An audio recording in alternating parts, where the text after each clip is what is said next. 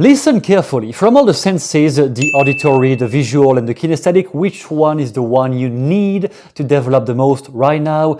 You are going to learn about that, and it might not be the one you thought about initially. Throughout the years, I have been fascinated about what do people do inside their own head when they are inspired, when they are inspiring to others, and when they succeed at things I was not able to succeed at, or when I wanted to explain more extensively to somebody else how to accomplish this or that goal, and listening to somebody who is an expert and figuring out what does he do inside his head and body that makes him or her succeed. And over the years I have kind of checked with that kind of skill set, which one is the best sensory representation you can use. Is it more a visual skill? Is it more an auditory skill, etc.? And many things have been surprising. Many things were not what I had anticipated. And this video is kind of a micro conclusion on what does fit where, and depending on the kind of skill set you want to develop right now in your life, you can know which sensory system is the best to develop. So let's start first of all with the visual system, which is the most talked about. We have a highly hyper-visual stimulated society. Many things we learn and go through are visual, even more since COVID, because everything happens on a laptop or on a smartphone screen more than in real life. So we are hyper-conditioned to pay attention to the visual things around us. Therefore, so many people think, oh, I am a visual person.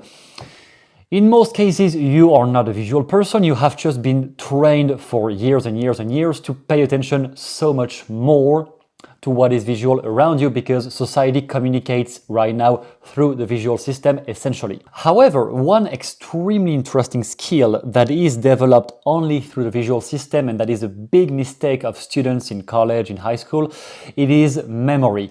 Your memorization is 90% going through visual, because you can just encode information way faster. From the three, the visual is maybe not faster than the kinesthetic, but it might be. Visual things go really fast. And when you want to memorize big chunks of things, when you are studying a topic and you want to memorize a lot, many students try to rehearse auditorily, which is the worst mistake ever, but no one in school really teaches that. Whereas it is their job to actually tell children and students to use their visual imagery to paint a picture, to remember what they have been learning in their class books, in their notebooks.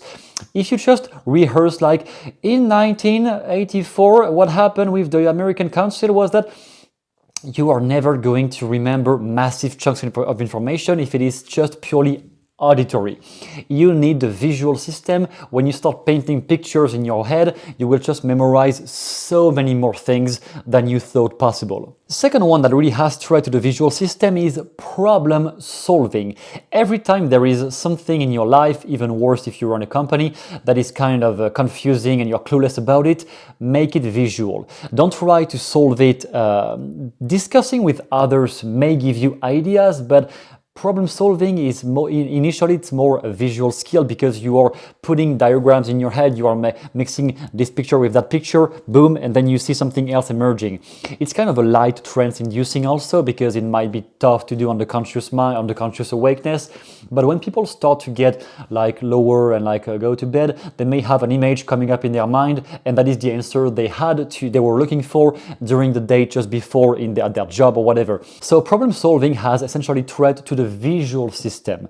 It is mixed with the others, obviously. All those things always mix all the modalities together, but I mean, if you want to supercharge your skill at solving problems, complex problems, mathematical equations or stuff, developing the visual system is your best asset, I think, until it is automated. And once it is automated, it will be just purely kinesthetic. But before you get there, before you get at the automation where you don't need to think anymore, I think the best way to develop that ability is the visual processing. So taking the habit of putting a picture of something that is really blocking you, putting the picture on the, for example, on the left side of your mental screen, and then putting on the right side of your mental screen, of your mental imagery, the solution, or what would you look like once you have achieved this, and then painting in your head a red arrow, for example, from the left to the right, and noticing what is it that I need to do to get from here to there. I just played those games many times, and I noticed people who were really good at finding solutions or like a complex equations they had to figure out. It is quite often a visual skill. On the same topic, you have accelerated learning. But by accelerated learning, I don't mean physical skills, because physical skills are kinesthetic. It is physical. When you want to learn to throw the basketball into the hole every time, it is more kinesthetic because you're physically adapting your gestures, your movements. But what I mean by accelerated learning here, processed through the visual system, is more theoretical learning. Whenever, for example, you read NLP books and you're completely confused because it makes no sense, in those scenarios, the best asset I have found is, again, the visual system, because you can just play for example, the confusion into understanding game that Bandler has developed many years ago, where you just take the submodalities of something you understand really well. So you have the picture in mind of something you understand really well, and then you put in the exact same location the picture of the thing you want to learn, and your brain will just make so many new links, so many new neurosynapses connecting you to each other to make you figure out and create better plans for this thing to learn more effectively. So the visual system is very efficient to learn faster, as long as we stay into the realm of theoretical learning. When we get into physical skills, different story, but in the realm of theoretically understanding something difficult, same thing, the visual system. Just for example, what I do many times is making a picture of the thing I don't understand, and then I just play with the lightning in my head. I just visualize, for example, on this mental picture of this book I just read, and it just makes no sense. I just notice the pages that talked about a concept I really wanted to elaborate on, but it was so confusing. I just have this in my head, and I just zoom on the place of the page where this thing was written, for example, and I just improve the lighting and I make it much more clear, and this is what gives me ideas. I'm like, oh, this is what it meant. So playing with the visual system, and this is a skill, playing with the visual system really improves your cognitive ability, your thinking process. You can just think faster, think more thoroughly, find the solutions faster for problems, and make concrete plans. Whenever you have a plan to create, a plan to make, it is easier if you can visualize all the steps one by one like this. If you have trouble visualizing, I would suggest some self-hypnosis, doing some meditative process, because the problem to visualize is most likely a problem to calm down your thoughts. If you can't visualize, it is because you have too many things going through, or maybe some people have been traumatized and have been facing some very difficult situations, and they just blanked out, they just blocked out every thoughts because they are blocking out some painful memories of whatever happened. So coming back to this, memory is visual. So when some people have had some very difficult things in the past, they block the memories by blocking the visual system all at once. You can, by self-hypnosis, learn to decrease that block and start to have more clearer pictures in your mind whenever you visualize things.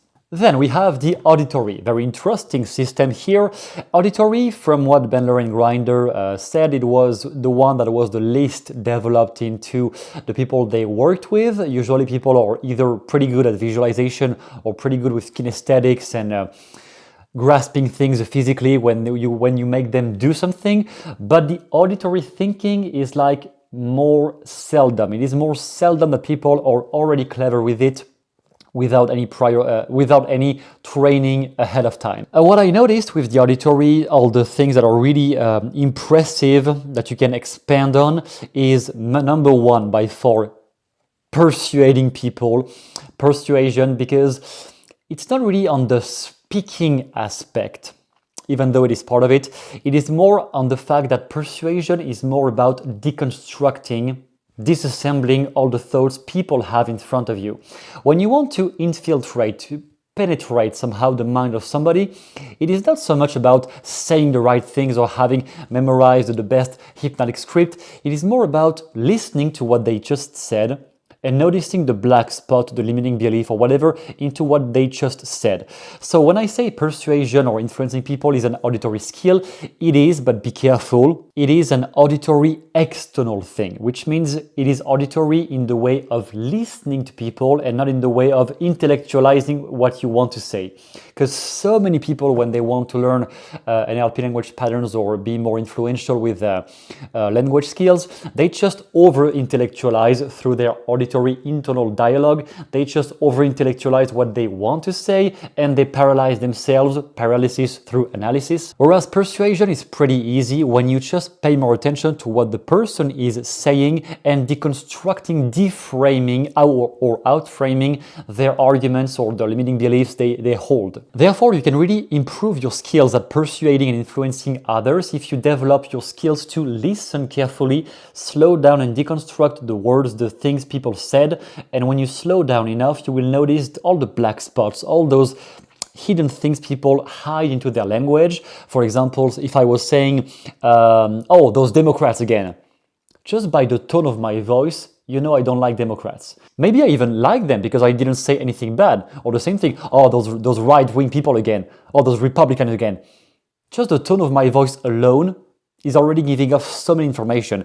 And this one is an easy one, but people in general just miss so much. They miss so much of the nonverbal thing, of the auditor, of the vocal tonality, of all the words people use. And the more advanced you become at deconstructing and figuring out those hidden words here and there on those vocal tonalities, the more you can interact with people in a way that you will convince them because you take into consideration all their emotional affect or all the things that is hidden behind their voice, behind the things they say. When you can pay more attention to this, you will just convince them and persuade them way more easily.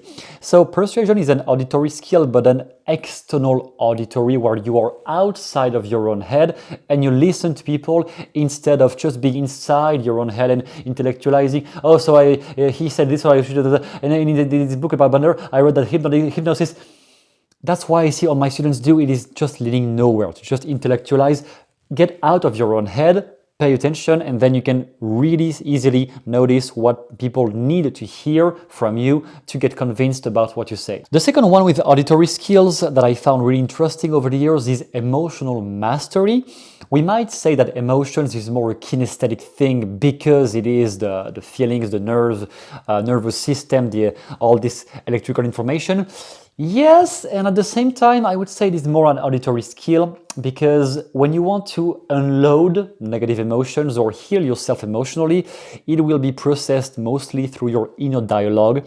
The same way when you want to solve conflicts. One day, 6 years ago, I think, I interviewed a person who was the healthiest person in a relationship.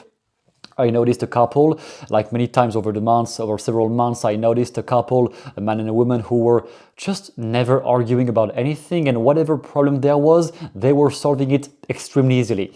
And one day I just had a conversation with the guy and I really questioned him because I wanted to figure out how the hell do you do that? How the hell do you never argue? Or if you do, it is just handled very, very fast. Obviously, he's not a wife, but partner was really emotionally mature too. But what came out of this conversation was that all the conflicts were solved by himself, not when he was with his wife, but when he was by himself, talking with himself about the negative things and using his own internal dialogue to reframe his own thoughts. And this guy was a musician. He was extremely accurate with tonalities, sounds. He was just really good at that anyway.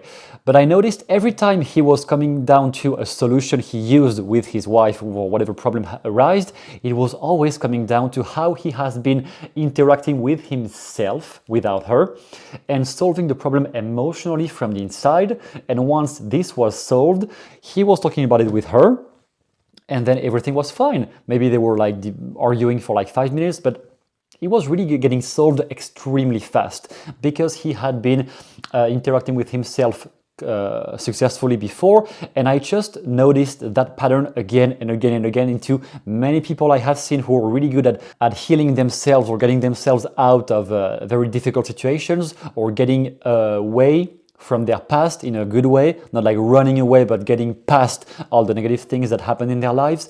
I think it is always more about reframing your own thoughts. And same thing, auditory, this time internal auditory, getting inside the things you say to yourself about why you are fucked up, about why you won't succeed, and reframing your own thoughts with all the things in the meta model. So how do I know that? What is my evidence that this won't work? And just questioning yourself like this will just make you find so many more, will just unlock so many emotional wounds that you can just keep advancing even into realms you never thought about. Finally, auditory is also obviously used in music. When you want to practice music, it is an auditory thing to develop, and equally into public speaking. Public speaking have a kinesthetic component because when you want to project sound, you have to have a very good breathing, aligned, everything to really project the sound correctly. But this is just one part of it. The main skill of public speakers, because you also have public speakers with a very low and simple voice, so they don't have to project all the time, because, especially if you have a mic. But public speakers is more about auditory because you have to think about the words you say and improvise fast. Rappers are the top-notch best at that. Midpoint between normal people and rappers. Public speakers is like midpoint. It is an auditory skill to think fast about the things you are going to say. Every time I do a video, I am 100% into auditory system. And even some people who had tried to analyze me back in the day thought I was much more an auditory person. But that was because they only knew me through videos. And on videos, yes, I am auditory because I think about what I say. And most of what I say is completely improvised. My notes are like very, very, very little. I don't have really much written. It's mostly improvised, and to improvise that much when speaking, it is an auditory internal thing. Finally, on the kinesthetic is the best, in my opinion, to change your state. Whenever we talk about altering your own state from the inside, so you are unmotivated, you want to get motivated, or you procrastinate and you want to get active, more productive, or you are just a low self-esteem, according to your definition, but let's say you are just doubting yourself, not kind of insecure, and you want to be in a powerful, empowered state to go and do the things you never accomplished yet. All those things about changing your state are mostly kinesthetic because the biggest component is going to be the breathing. And here we go way beyond and way aside from NLP, just into all the kinds of martial arts, yoga, meditation, anything around that topic.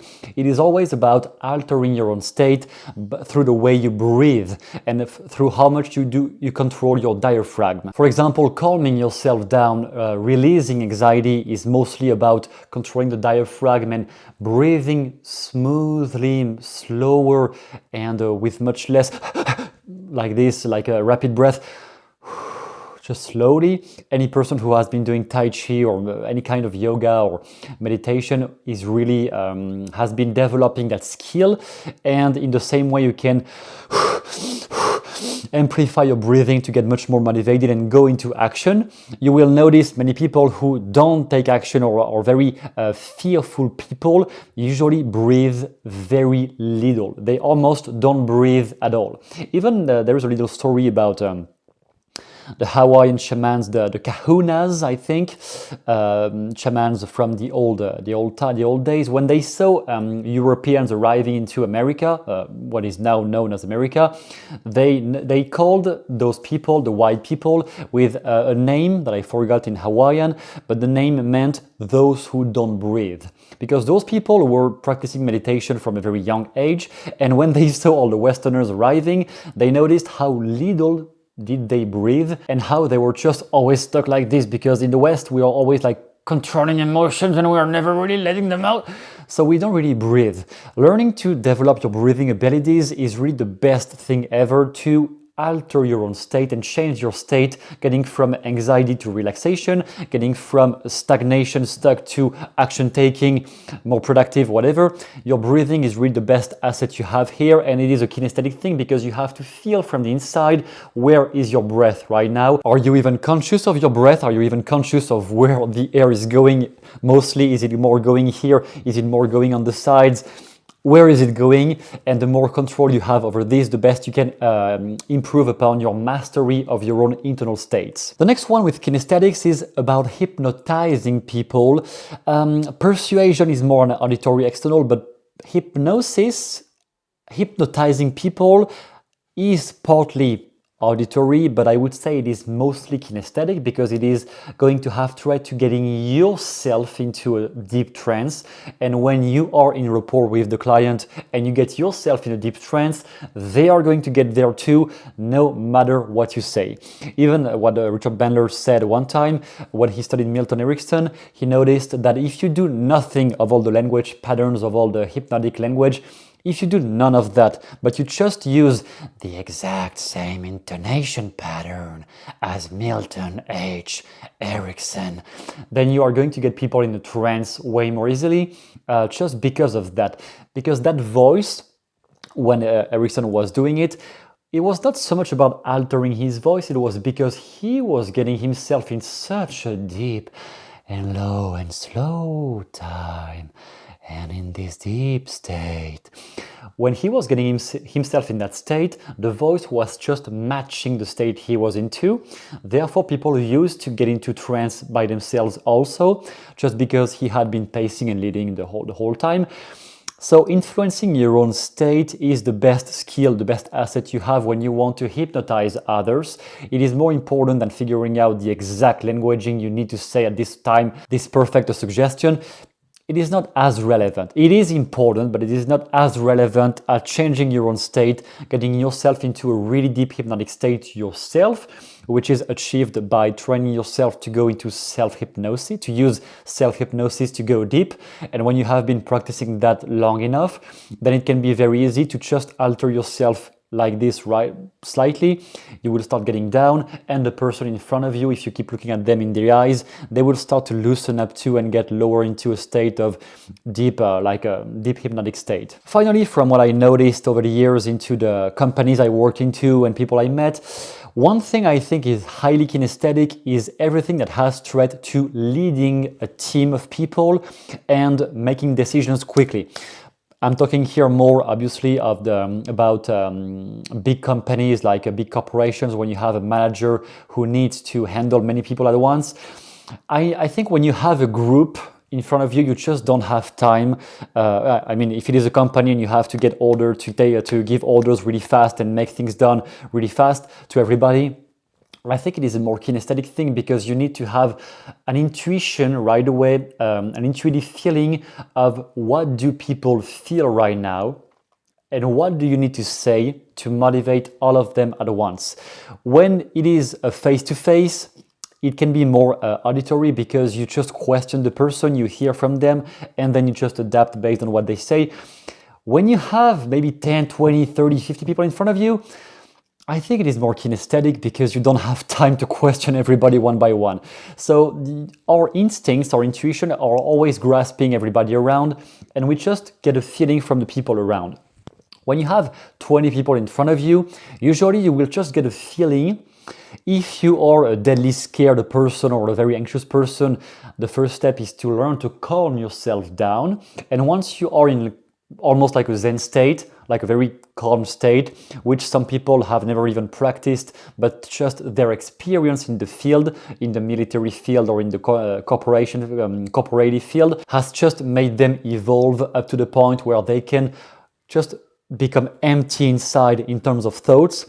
And with that, let's say, mental emptiness, they can just grasp what people around them feel, and they can spot danger coming. They can spot many things like that. It is even going into like the sixth sense, like a deeper, more spiritual things. But I think there is some even purely scientific things about that. It's not like woo-woo thing.